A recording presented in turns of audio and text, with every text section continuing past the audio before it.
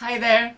So I'm back with a new autumn video, and in this episode I'm going to show you how I go about to create my little animal characters, how I find inspiration and the different steps I take to create them. So sit back and enjoy.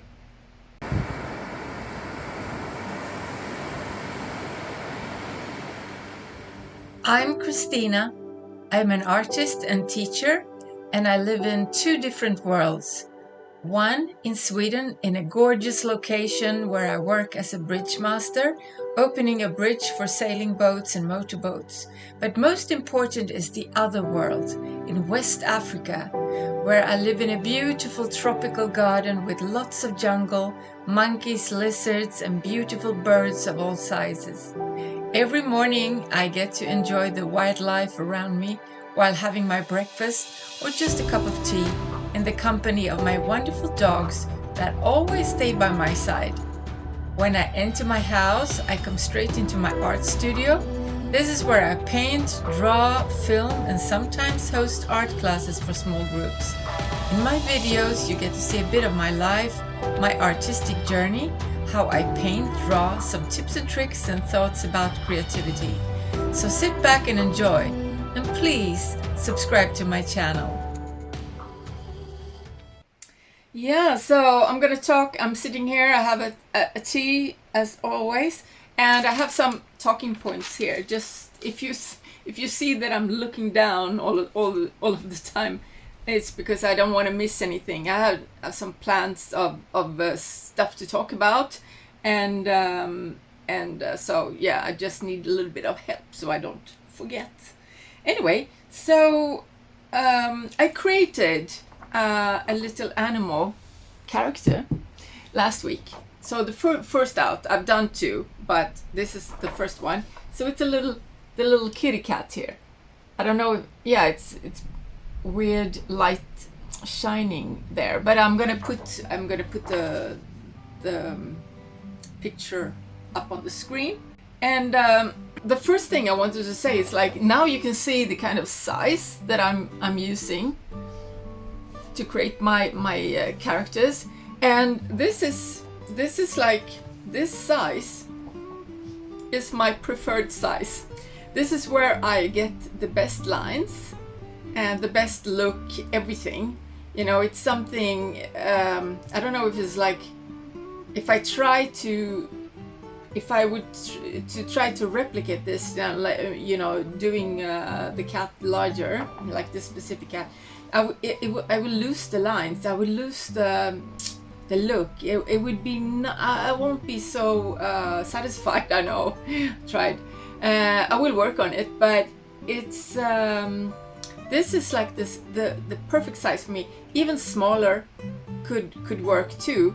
It's only that when I use these Pro Marker alcohol-based markers, it's actually good to have a little bit of a space so I can fill it in. And I'm going to show you a little bit later about these alcohol-based markers. And this thing about sticking to a certain size, it's not only me, because I remember a long time ago now, I took an evening class in illustration, and the teacher was a young woman who her day job was to be an illustrator for magazines, and she did commercials, and she also made a comic strip for a newspaper. And she said that, especially with the comic strip, I think she had to have like a certain size. I think she probably worked even smaller than me, and a certain size to capture the right forms, to get the right look of her figures. And because, as the same with me, like, it wouldn't look, she was never pleased, if she tried to make them larger. But then she put it in the copy machine, enlarged it, put it on her light board, traced it over to a new paper, and there she could go more in detail, put the shading, put more lines, put more details, like really work it to the finished product, you could say. And then after that she would reduce it back to the preferred size that the newspaper wanted. They probably wanted it quite small anyway. I don't know. I mean, this is way back before the digital era, so you did things a lot differently back then. Anyway, but the whole thing, that whole concept stuck with me, and I was like, yeah, but this is normal. Like, yeah, this is how it works. And if I do some other type of art, when I work on canvases, whatever, you know, it's a whole different style anyway, because I would use acrylics, I would use backgrounds and patterns and this and that, and maybe go a little bit more realistic in the form, not the colors and the patterns, because you know me, I always put, you know, my giraffes are pink or whatever, you know, but I try sometimes to get the form a little bit more like realistic, you could say, and then it could be different, you know, but these small little characters, they have to be this size, you know. Here are a few speeded up clips from a previous video where I used a small drawing that I made near the edge of a paper, and I enlarged it in a copy machine, and I kept working on it, and I traced it over to watercolor paper to then paint it with acrylic paint. I will put a link to it in the end of this video. It might be some other fun things in that video you can watch. Yeah, and for inspiration, I flip through photos and videos, my own photos and videos, sometimes also old artwork I've done that I can revisit again. And then of course I look on the internet and I find other people's photos. It could also be, when it comes to these animals, these characters, sometimes it could be nice to get inspiration from a stuffed animal toy. But and I have to first say, like, if you use other people's photos and, you know, stuffed toys that someone else created, you know, you really want to alter the look quite well, so you can't really link it back to the original source, because that's not cool.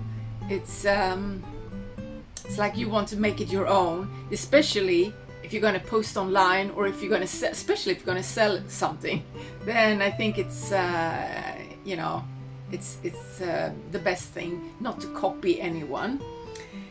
But anyway,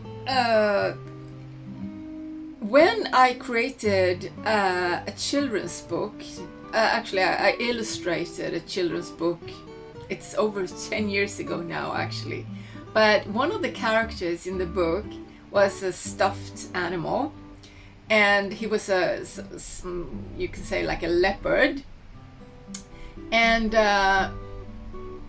because I had to illustrate him in different poses, in different situations all through the book, I used actually a small little animal stuffed toy. It was very small with a little hanger. I don't know if it was an oversized key ring or something, but it worked really, really well. So I could use him to, you know, to see what it looks like when we were sitting, standing, from the side, bending, you know, everything. But I really changed the face quite a bit, and the pattern and everything. So yeah, so I think I made him mine, you know. And here you have some cutie pies. I've had a number of cats and also some dogs in the Gambia, and they give me inspiration, and they give me so much joy. So yeah, that is a good it's good to use photos from them.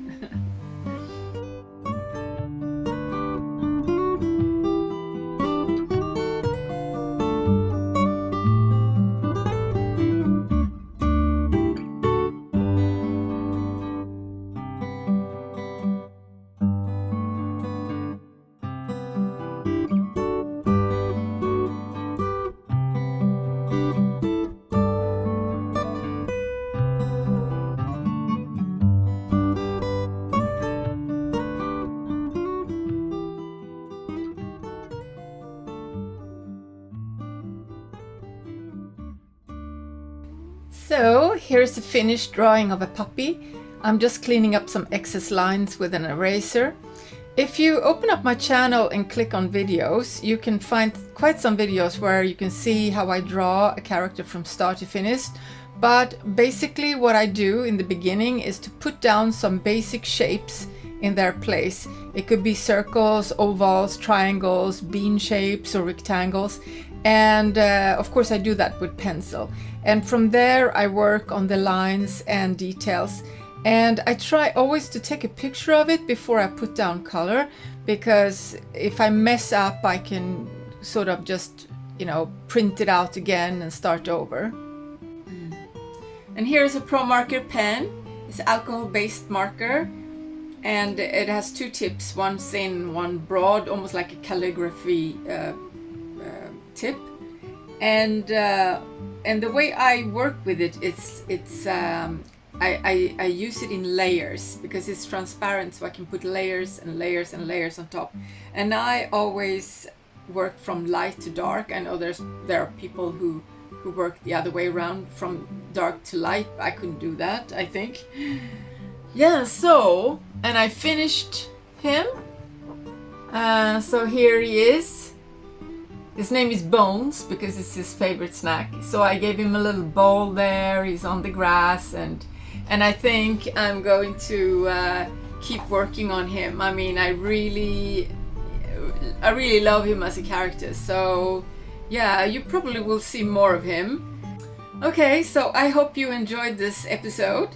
I'm not sure if there will be another one until I reach the Gambia, but I'm gonna start working on this, edit this one to get it out as soon as possible. But anyway, I will definitely make more of my animal characters, and then I would post them on Facebook, Christinaart Gambia on Facebook, so you can follow me there. And but anyway, until then, please subscribe if you haven't yet, and put a thumbs up if you like the video. And I hope to see you next time. Bye bye.